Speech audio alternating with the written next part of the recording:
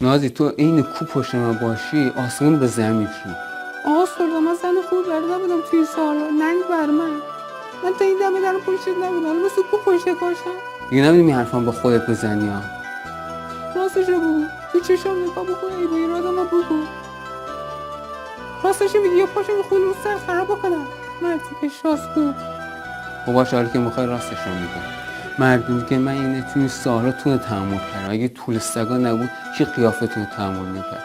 شبا که تونه میبینم خواب ترسناک میبینم. میخوایم من بیایم طرفت با یه ماکس سلایه بزنیم و سیر و قرمه سبزی و پیاز و روغن میدی. چی؟ کم ما نداری ساختم؟